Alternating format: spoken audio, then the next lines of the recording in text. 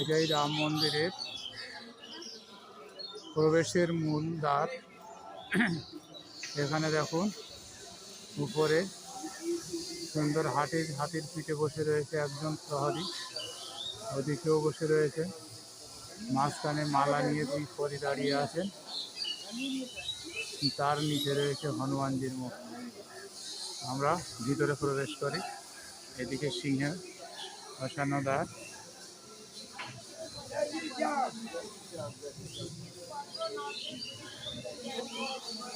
এখানে আমরা যেটা দেখতে পাচ্ছি, দেখো সাপের গাছ, সাপ, তার উপরে ভগবান শ্রীকৃষ্ণ দাঁড়িয়েছেন কালী ও নাগের।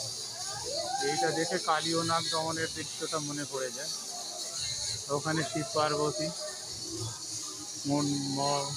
পার্বতীর মন্দির, গাছের নিচে গণেশ, ঋষি বশিষ্ঠ,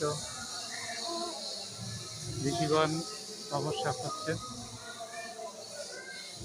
আজকে শনিবার, আজকের বহু পুণ্যার্থী তারা এই মন্দিরে পুজো দিতে আসছে।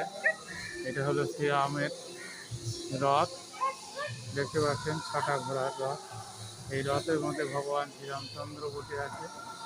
এই রথের একদম উপরে বসে রয়েছেন স্বয়ং শিব, ভোলানাথ, নটবর মূর্তি। এইখানে বাবা ভোলানাথের মূর্তি। এখানে যজ্ঞ হবে, দেখতে পাচ্ছেন যজ্ঞস্থল। এখানে পুজো দিয়েছেন বহু মানুষ। এই প্রদীপ জ্বলছে।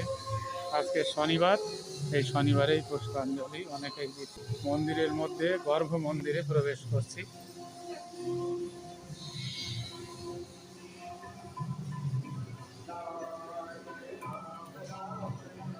এখানে একজন পুজো দিচ্ছে যজ্ঞ করে, হনুমানজির পুজো হচ্ছে। এই ধারে রয়েছে একজন মাতৃমূর্তি, মায়ের মূর্তি, পুজো হচ্ছে।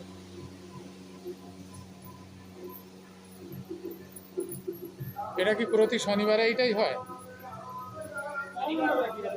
আচ্ছা, শনিবার।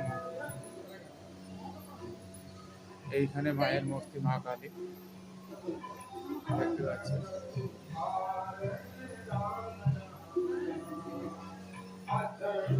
এইখানে ভগবান শ্রীরামচন্দ্রের